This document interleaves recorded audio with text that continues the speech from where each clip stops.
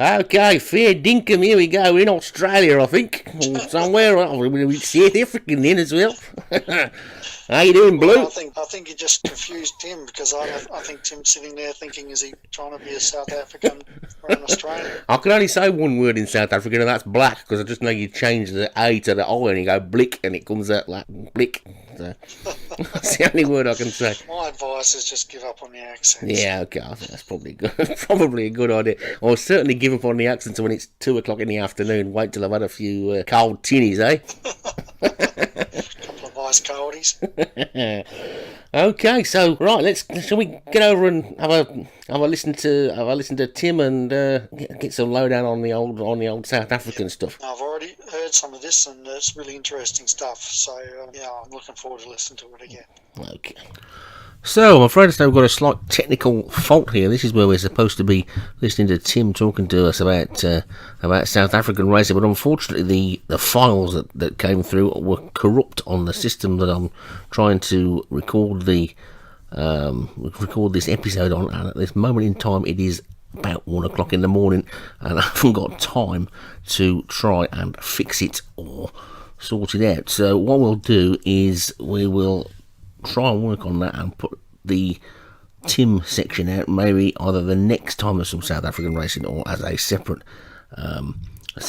show at another point. So apologies to Tim for the work that he's done that we haven't been able to get it out, and we'll get straight back on now with the rest of the episode.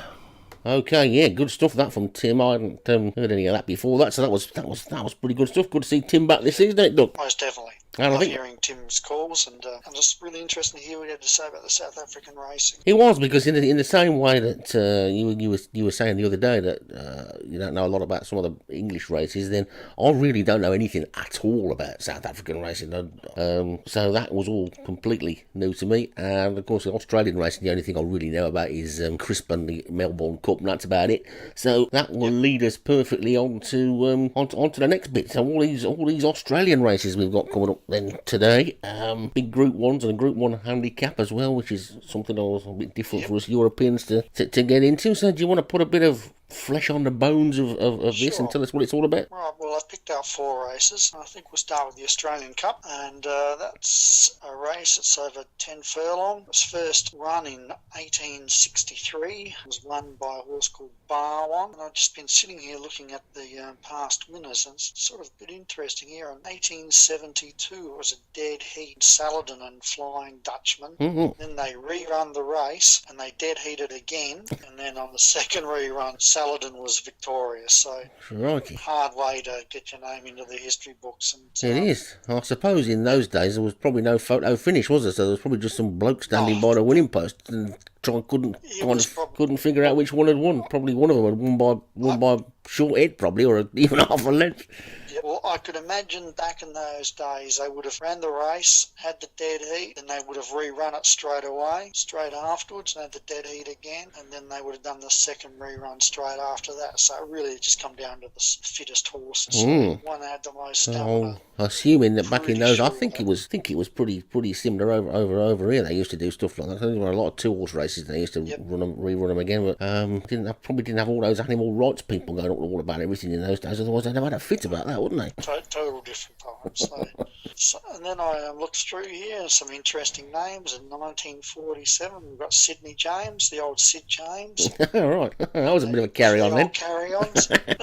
1952, here's one for the Brighton fans, Murray Glen, or the old Glen Murray for Brighton. Now I was just one I just saw then. So now we'll get serious. So we'll get into some of the bigger Australian horses that won it. 1979, this horse called Dulcify, the ill-fated Dulcify. That was going to be a freak of a horse, and fortunately broke down in the Melbourne Cup down. Then we had horses like Bone Crusher from New Zealand, Vo Rogue was a leader. You don't get too many of them in Australia. Always loved leading and really ground down the field.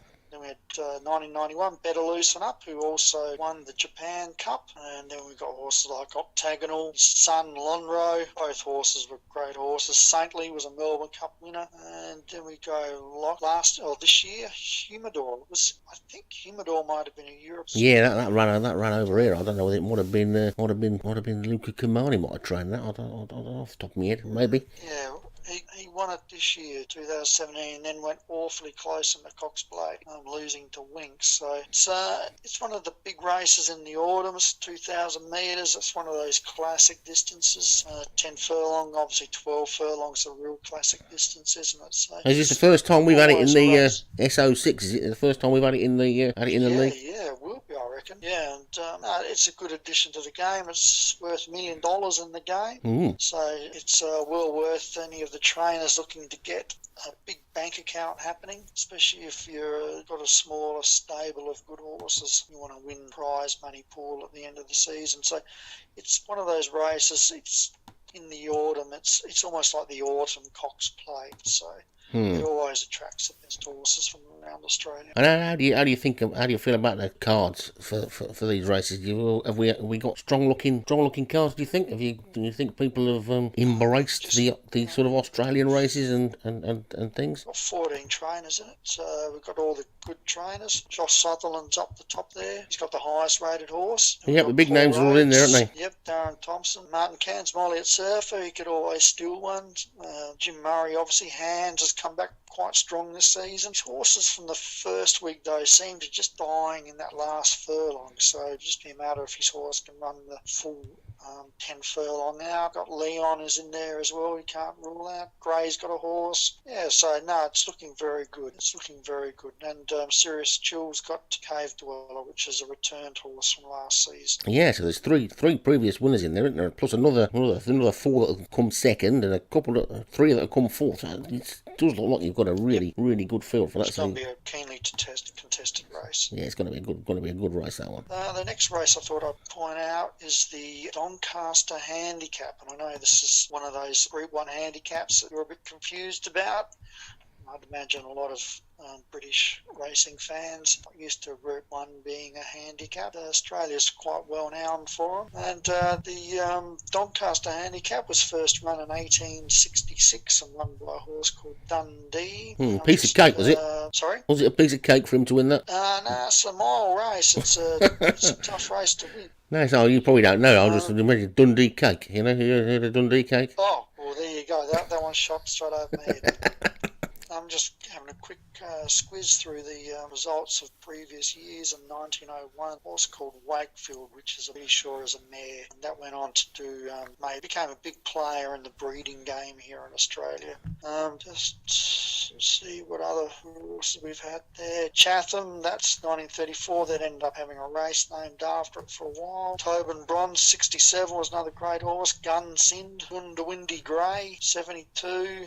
Emancipation, 83. Superimposed, the Great Grey, won it 2 years in a row, 1991. Sunline, 1999, that's a horse that would have, and she won it again in 2002. That Sunline would have won races in Europe if they took her there. Yeah, very good horse, Sunline. Won a Cox Plate as well. Then we've got 2016, Winks obviously won it. So it's So is it a race that's normally won by the top weights, or is it you get some low weighted horses winning it? It's class. And if you can't be just a decent horse with a low weight, you got to be.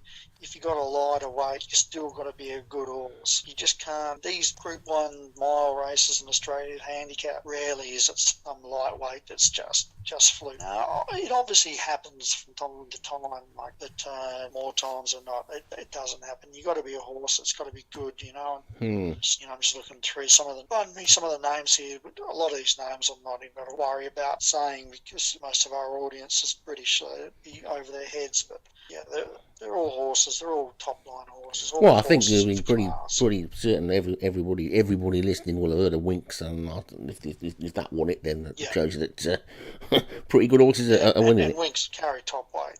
There's no doubt about it. Yeah. Is there any particular reason why it's called a Doncaster Handicap? It's like a lot of things in the colonies. A lot of races and a lot of town names, for example. If you come to Australia, you'll see heaps of town names that are named after towns and villages back in England. I think it's sort of the same as happened in Australian racing back in the day.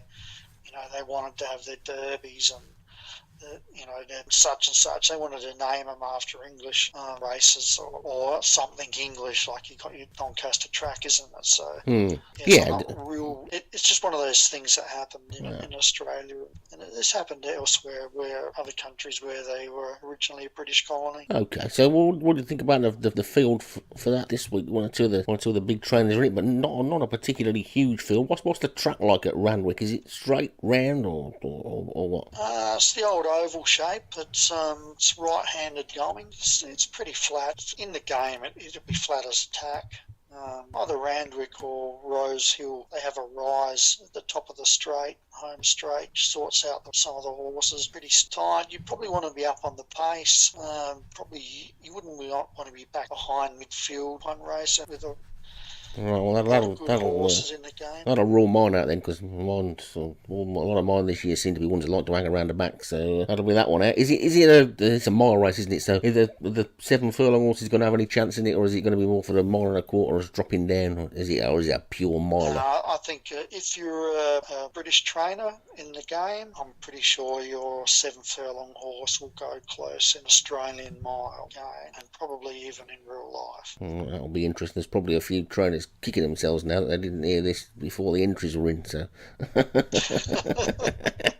I'll just have to remember it for next year. Yeah. Or next season, I should say, which will be next year. So in the game, it's interesting. The only winner is a returned horse for Darren Thompson, Turquoise Tomato, and that was pretty handy last season. It was, and I got a funny feeling, I can't remember exactly, but I think Turquoise Tomato may have won one of those exhibition champion races that we did before the season started, just to get everybody back in the mood again. Certainly was in them. I've got a feeling it may have either run really well in it or won it. Obviously, it won't show up in the form here because it wasn't a proper race. So yeah, it's got to give weight away, hasn't it? But it's the only winner in there. But yeah, look at sort of Josh and Paul and Kevin Minahan and Martin Cairns. They've all got horses in that only had one run, so that could be anything yet, couldn't they? Well, I reckon this is quite an open race. I think any of the trainers in this, and including yourself, Mark, you've got a real chance, because you look at Paul Rhodes' horse, ran 9th last start, and then the first week everyone's horses were on Ascot, Mark, and other tracks where most of the time, and over a mile, they were all straight tracks. They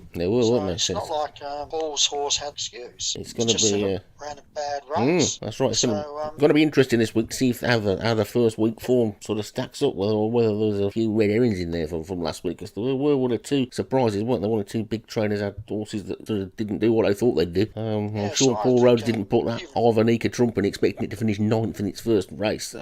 So I think he'll be hoping that one's going to be on a retrieval mission. And it's not like previous seasons where it might have been on a greyhound track. It's last week's start, it would have Ascot, Newmarket. No excuse. Should be good. I'm looking forward to it. Next race I thought jump into is the Sprint, and it was called the Lightning Stakes, and obviously after the magnificent Black Caviar it's become known as the Black Caviar Light Stakes, and I think everyone in the game here knows Black Caviar. I should think so. I suppose looking at what you were eating the other day, I suppose you're quite partial to a bit of caviar, are you, to go with the champagne and the oysters and stuff? Well, I had these Latvian bread things today with a bit of smoked salmon and caviar on it. I had that for lunch, so yeah.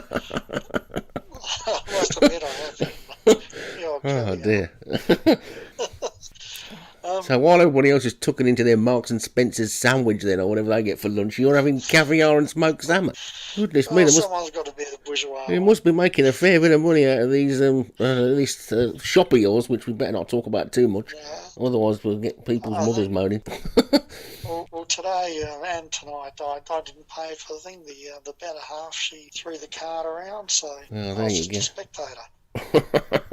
Well, I hope the oysters did the trick and she got her money's worth. That's all I'm saying. Anyway. We'll go into the Black Caviar Lightning Stakes was first run in 1955. Fairly new racing. Yeah, definitely. And it's run at Flemington. It's down the straight. It's a 1,000-metre race, so it'll be a straight race in the game as well. So there'll be no excuses for the runners on the third day. And just looking through some of the names here.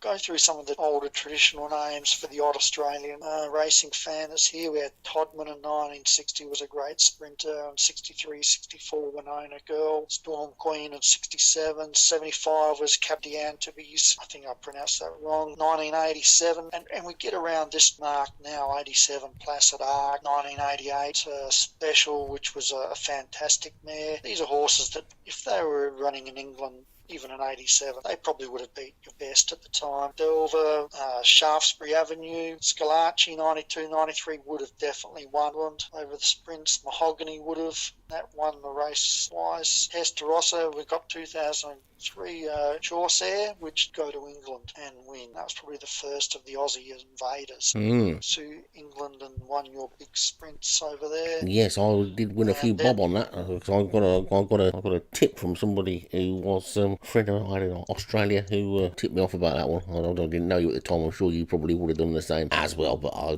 did do all right out of that, because a lot of people over here didn't think you got a chance at all of winning. And if I remember rightly, wasn't it really big? I can't remember now whether that one or a different. Yeah, it was a massive. One of the Australian horses that came over here was really big, and they were concerned that it wouldn't be able to go around a bend. One of the races it was going to run in, it had to go around a bend, and they said if it goes around a bend, it'll win.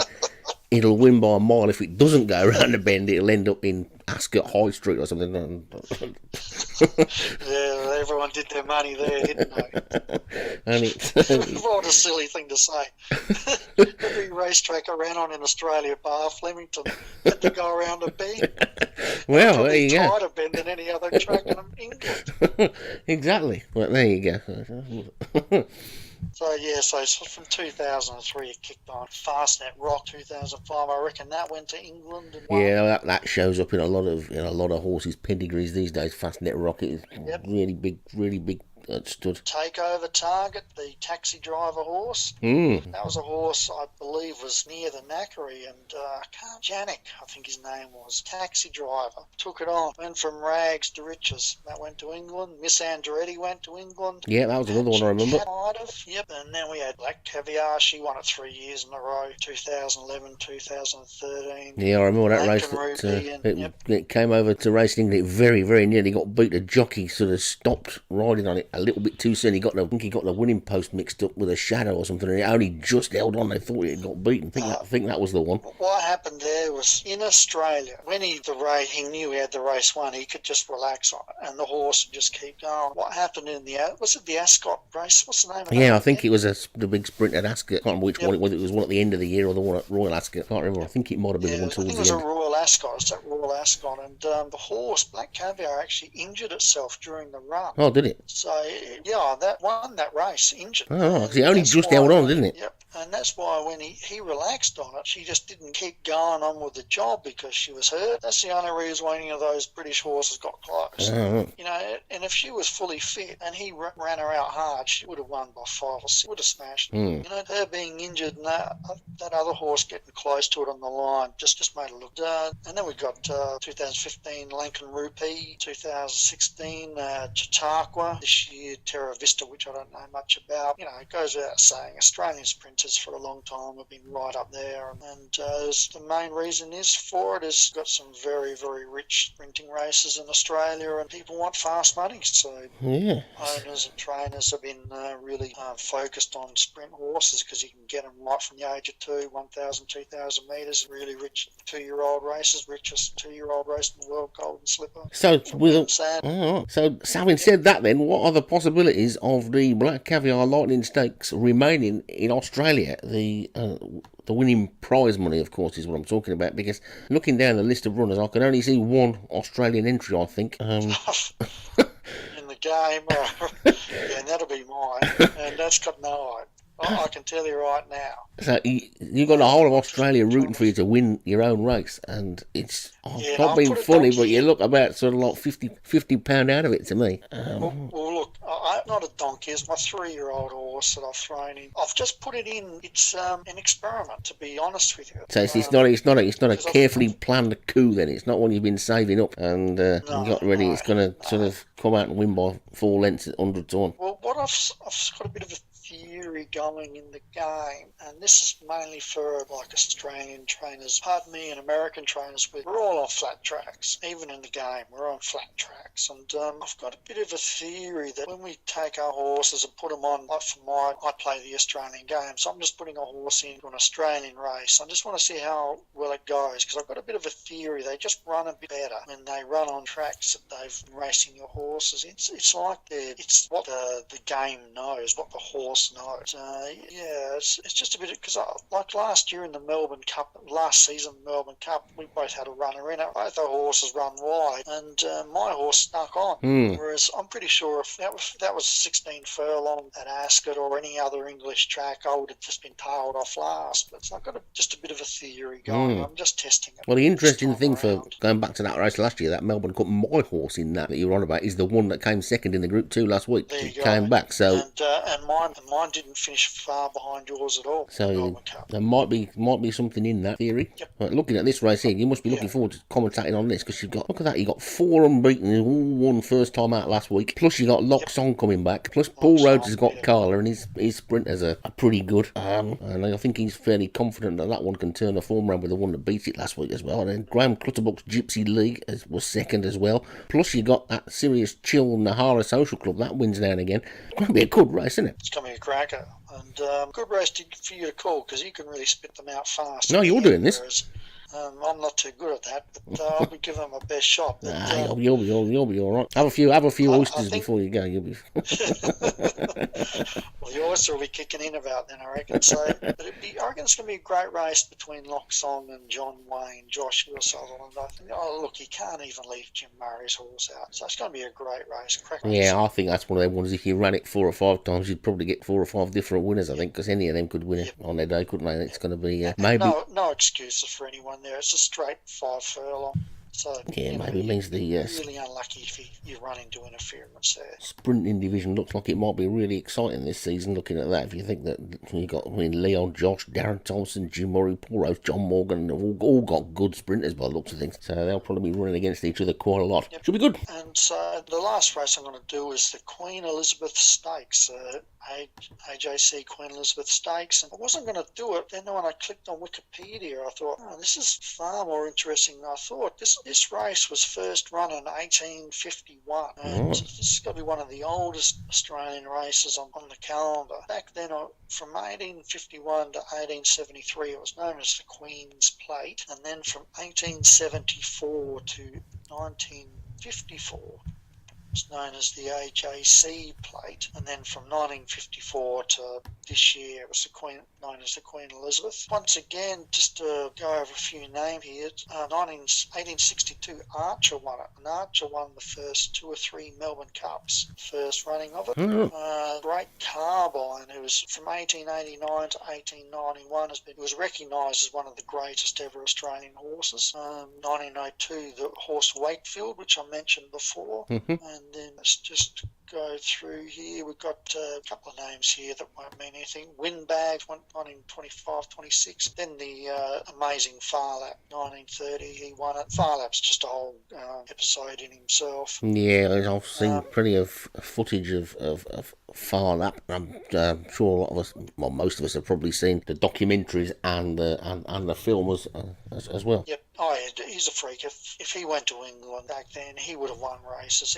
There's Melbourne Spring Carnival. In about 8-9 days, he won 4 races from 16 furlong down to about 7. So obviously it was a different era of horse racing back then, but still amazing effort. Then we've got the amazing Flight. She won it in 46. She's another great mare, Australian mare. And then the Heartbreaker Tulloch, 1958. And then 1960-61. Tulloch, that's for all the people out there and listening, should get onto YouTube or somewhere like that and look up Tulloch documentaries on can watch. It's just emotional stuff. And Tommy Smith, one of the greatest Australian trainers, he couldn't even talk about the horse. He'd just get too emotional. He just wouldn't talk about it. It's just an amazing. If you love your horse racing, watch it. Look up stuff about Tulloch. Well, I shall have to look that one up. Look that one up later. That might be a nice end to a Saturday evening with a glass of claret or something. Yeah, and then we get into modern times. Jean 95. Jean won a Melbourne Cup. Might and Powers was a great Aussie horse. Lonro, I mentioned earlier, in the first race we looked at, the Australian Cup. Grand Army won it a couple of times. And then we get this year, Winks. She won it this year. So I think we're all looking forward to seeing that Winks coming over here, aren't we? Do you think he's going to come this season? I'm pretty certain. I just think if she's going to be there, she's going to be sixth. I just think they're going to give her a nice rest, and they'll see how she comes up. I reckon they'll give her a start or two in the autumn in Australia, and if she's just come up as good as any of her other seasons, she'll be on the plane. You'll see her. The 6-year-olds race all right over in Australia, because over here the fillies tend to be all right when they're 4 and 5, but once they get past 5, they tend to add enough, really. I mean, one of the exceptions to that was a horse we had years ago called Triptych, which was trained in France. It was probably the best race mare I've ever seen. But most of them, they seem to enjoy racing at 4, probably more than they do at 3, and they're still pretty good at 5. But we don't get many hang around until they're 6, and when they do, they don't tend to be as good. I know in Australia, and I don't know if it's the same elsewhere around the world, you can get your fillies that race really well as 2 and 3-year-olds, like outstanding, but a lot of fillies don't really go on to be mares, and they don't carry the form, whereas Winks has defied that, and she's carried it, and it's interesting. There's also that theory that outstanding mares don't produce much for breeding. No, they don't really do. A lot of them, you don't see many that are really good that have produced a lot. But are you sort of worried that they might have just left it a season too late and they should have sent her over here last year? Well, look, I would have personally myself this year. I would have taken it in England for your summer meeting for your Royal Ascot this year. It's prize money in Australia. You just can't say no to it. No, I suppose you've got to be realistic as well. It's owned by Australian people, I presume, is she? Yeah. Yeah, so they want to win their own races, don't they? It's the same as English people want to win English races and French people want to win the French races. They mean more to them. So you can probably, the Australian owners are probably turning to go, well, why do we want to go and win a race in England that we don't really know anything about when we can win this race in Australia? And as you're saying there, telling us the history about it, these races have got history of their own. It means a lot to Australian people. So, well, I wouldn't quite agree with that. The racing people, they know the English races. They know all about it. It's just that when you got a race like the Cox Plate that's worth, I don't know, $3 or $4 million, well, do you stay for that, or do you fly to England for something that's worth a quarter of the money? Yeah, probably less than that. Yeah, and like obviously you get your prestige and winning that English race. You don't get coin, and there's a lot of money to take a horse to England. So I think and to win 3 Cox Plates in a row, she equalled the great Kingston Town and doing that. And there's another thing on YouTube. You want to see something fantastic up Kingston Town winning 3 Cox Plates. It's just amazing to watch. And she equalled the great Kingston Town. It's huge money she's just won just with those 3 Cox Plates, let alone all the other Group 1s, Group 2s, and 3s that she's won along the way, the last 22 starts. So that's probably the main reason why they've kept her here. And my gut feeling is I reckon they know that there's no guarantee she's going to fire as a broodmare. Okay, so the technical glitches coming thick and fast today. I think the gremlins must have got into the system, or we're cursed or something today, because we've lost the end as well now. That's just disappeared, and I was busy editing away. It suddenly stopped. So there was a farewell piece and a little bit more on the end of that, but it's gone. You're probably all glad that we're going to shut them and get on with the races now anyway, so we'll leave it at that and hope things run a little bit more smoothly next week. We'll see you all next time.